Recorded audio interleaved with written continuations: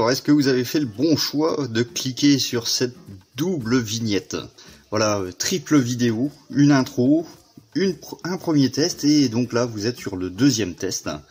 Alors, qu'est-ce qui diffère avec le premier test pour ceux-là qui ont été visionnés le premier et puis ensuite qui sont revenus voir le deuxième? Donc vous avez pu voir que ça s'est pas super bien passé au niveau de la phase polish de la peinture. Et donc, je suis reparti de zéro. J'ai refait 5 cuillères. Mais ce coup-ci, dans ce deuxième test, j'ai appliqué un primeur 1500 Black que j'ai laissé sécher. Puis ensuite, je suis venu passer du noir brillant de chez Mister Color, donc le C2. Et là encore, j'ai laissé sécher. Je passe, bien entendu, la phase peinture que vous avez déjà vu sur la première alternative de la vidéo. Et donc voilà le résultat de la deuxième alternative. Alors, le primeur plus la couleur noire brillante m'a fait un noir brillant, mais moins important que les cuillères de base. C'est normal, je pense qu'ils ont été traités pour le plastique, pour que ça soit dur, avec un vernis spécial, etc.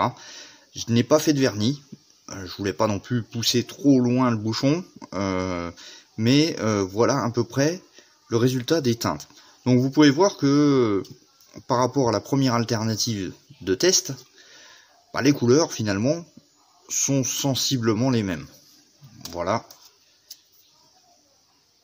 on a exactement le même rendu, plus ou moins, avec un petit peu moins d'éclat peut-être sur certains, mais c'est tout à fait acceptable. Donc maintenant, le test que vous attendez tous, c'est est-ce que, avec ces précautions de primeur et d'une peinture noire brillante au préalable, est-ce qu'on peut masquer ces peintures et est-ce qu'on peut les polisher sans retrait? Alors, petite explication avant, je me suis bien renseigné avant de refaire cette deuxième alternative de vidéo. Le polissage doit se faire dans un seul sens, c'est-à-dire que par exemple vous allez de haut en bas et de bas en haut, mais vous faites pas des ronds. Voilà, ça c'est une erreur que j'ai fait dans la première alternative de la vidéo. Donc toujours respecter un sens, donc soit comme ça, mais pas les deux, ou pas un rond. Ça c'est une première chose.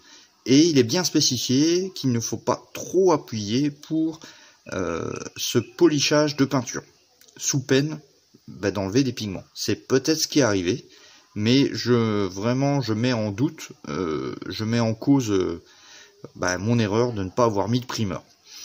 Donc je vais laisser sécher ces cuillères là, parce que ça fait pas longtemps qu'ils sont peintes, donc je vais laisser 24 heures, et puis on procède au test. Les 24 heures sont maintenant écoulées, on va procéder au test de la bande cache. Donc je passe mes doigts sur la bande pour essayer d'enlever un petit peu de pouvoir collant. Alors primeur ou sans primeur, est-ce qu'on aura le même résultat? Alors à savoir, avant de coller la bande cache, que je me rappelle maintenant sur les pièces que j'ai fait le test, enfin que j'ai peint avec ces peintures, je n'ai jamais masqué. En fin de compte, je m'en suis souvenu dans la soirée, j'ai jamais masqué ces peintures. Donc c'est peut-être pour ça que je n'ai jamais eu entre guillemets de défaut. Allez, on va voir un peu ce que ça donne. Hop, donc, la bande cache.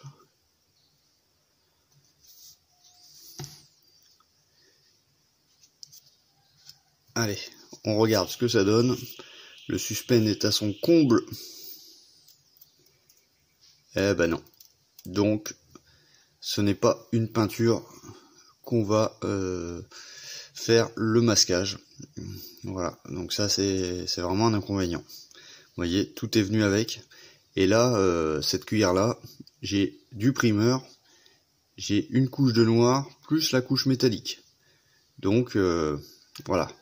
Ce ne sont des peintures qui se mettront uniquement sur une zone qui ne comporte pas de masquage. Bon, on continue le test, ce coup-ci avec le polissage. Alors, je vais utiliser du tissu très très souple, très très doux, voilà. Et on va faire le test, justement, on va faire le test de polissage, de lustrage sur le devant. Alors, je vais uniquement passer dans ce sens-là.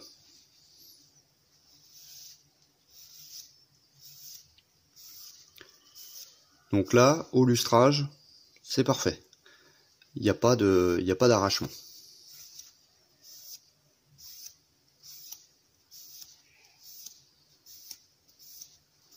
Et la peinture commence à être, vous voyez, commence à être différente. Donc on retrouve un tout petit peu de peinture ici, un petit peu de pigment sur le tissu. Mais rien d'extraordinaire. Donc là, c'est bon, ça marche.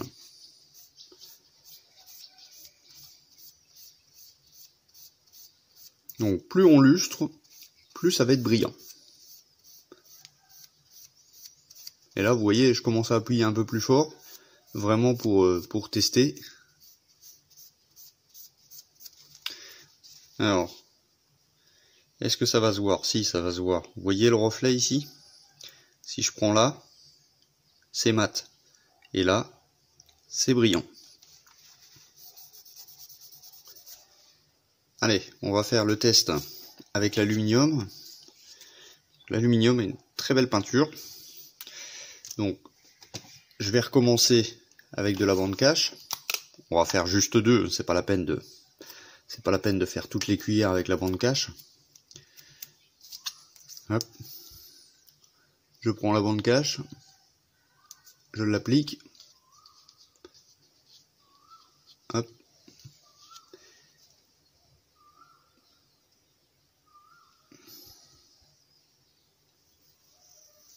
Et là c'est bon. Et là c'est bon. Alors attendez. Là ce coup-ci j'ai vraiment un doute. Alors, on va déjà faire le test de la bande cache sur les autres couleurs. Hop.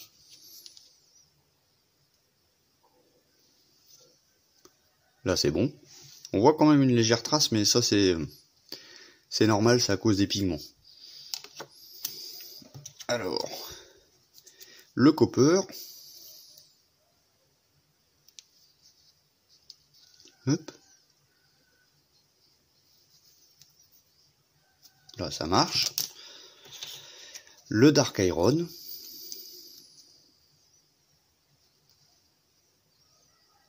Tac. J'appuie bien. Ah, c'est bon. Ouais, c'est bon. Donc je ne sais pas pourquoi. Sur ma première cuillère, ça a tout décollé.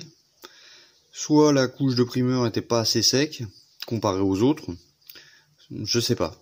Ou la couleur n'était pas assez sec, je sais pas. Mais bon, on va dire dans l'optique de pas avoir d'erreur, on privilégiera un séchage plus longtemps, plus long, pour éviter d'avoir ce genre de soucis. Donc là apparemment c'est juste le masquage. Allez, on passe au polish de l'aluminium. Alors je prends un morceau, donc je vais faire uniquement juste le devant. Hop, je bloque le focus et c'est parti. Bon, on va faire la moitié de la cuillère. Et là c'est nickel, hein. Là ça c'est bien ce que j'avais dit. Avec du primeur, il n'y a pas de souci pour polisher cette peinture. On va arrêter là. Alors, est-ce que vous voyez la différence? Là, ça brille. Ah, là, ça se voit la différence, vous voyez? Là, on a bien le trait là, qui est au milieu. Poliché, non poliché. Vous voyez que l'état de surface est quand même nettement mieux après le lustrage. Vous voyez, là, ça fait comme des petits grains, alors que là, c'est parfaitement lisse.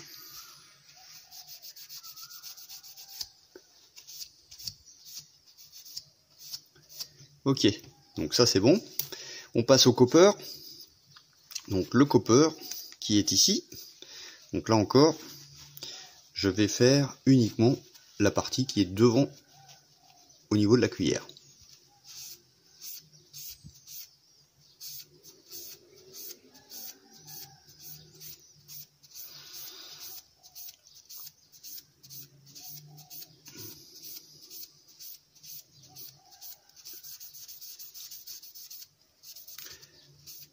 Alors plus on insiste, hein, plus on va enlever un petit peu de pigment, donc il faut y aller vraiment tranquillement. Donc là encore, vous voyez le résultat, avant, après. Là on a une surface parfaitement lisse. Donc c'est intéressant hein, cet effet. L'iron.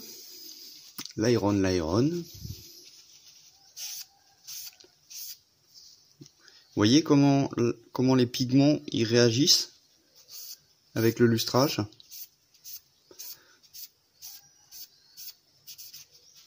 Hop là. Donc j'appuie à peine. Hein. C'est vraiment un petit passage.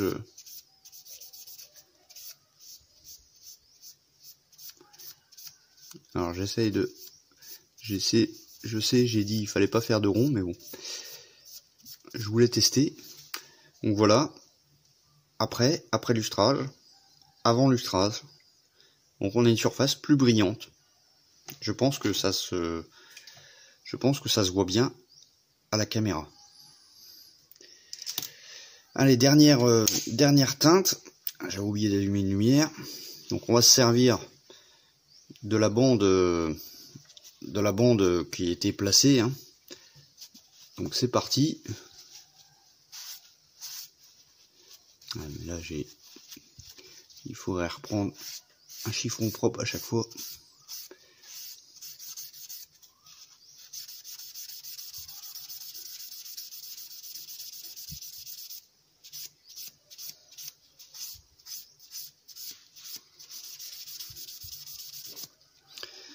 Voilà, résultat après, avant. Donc, est-ce qu'on peut faire disparaître la trace de bande de masquage? Je pense que oui. Eh oui. Là, vous voyez, si vous avez fait une petite trace au niveau de la bande de masquage, vous venez lustrer la peinture et sous vos yeux ébahis, et elle a complètement disparu. Donc, avant, après. Donc voilà, je pense en fait que ça, peut-être, c'était pas assez sec. Parce que, techniquement, ça l'aurait fait sur toutes les autres teintes. Bon, à voir. Vous voulez voir la conclusion? Eh ben la conclusion, elle est juste là.